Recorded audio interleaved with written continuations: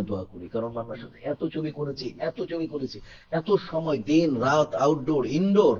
যেদিন মারা যাবে ওই দিন সকালে, কথা হয়েছে আগের দিন, আমি আমি আর আমিন খান শুটিং করতেছিলাম মহারাজ জমিদার বাড়িতে।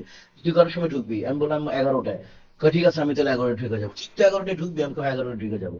পরে যে মান্নার পেয়ে পেয়ে কাজল বা নাসির, মানে মানে ওটা মান্নান ছিল, মেকআপ এন্ড মান্নান ছিল প্রডিউসার। তো ওই ছবিটা আর কি আমরা একসাথে করার কথা ছিল। পরের দিন সকালে আমি সকালে যখন আসতেছি তখন শুনি যে মান্না মারা গেছে।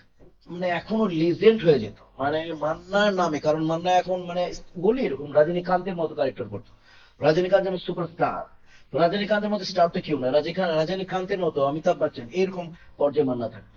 আসলাম তালুকদার মান্না একটা মহানায়কের নাম, একটা বাংলাদেশ চলচ্চিত্রের একজন প্রভাষকের নাম, বাংলাদেশ চলচ্চিত্রের একজন উদ্ভাবকের নাম, বাংলাদেশ চলচ্চিত্রের একজন প্রেমিকের নাম, বাংলাদেশ চলচ্চিত্রের একজন সুপারস্টারের নাম, বাংলাদেশ চলচ্চিত্রের একজন ব্র্যান্ডের নাম হচ্ছে মান্না।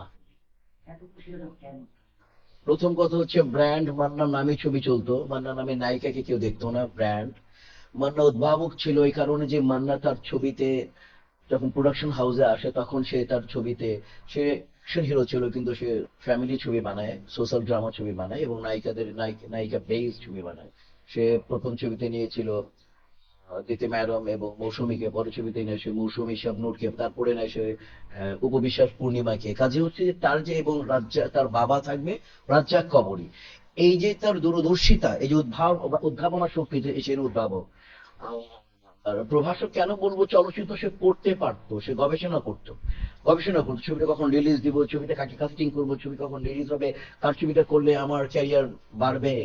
তো এই সমস্ত মিলিয়ে এই এতগুলো গুণান্বিত আমি মনে করি। এবং আমি এটা স্পষ্টভাবে বলতে চাই, মান্না চলে যাওয়াতে ইন্ডাস্ট্রি আজকে যে অবস্থা, 50 থেকে 60% শুধু মান্না থাকলে এরকম আজকে ডামাডোল অবস্থা হতো না। আজকে যে ধ্বংস দেখতেছে ইন্ডাস্ট্রি মানুষ সবাই, মান্না থাকলে হতো না।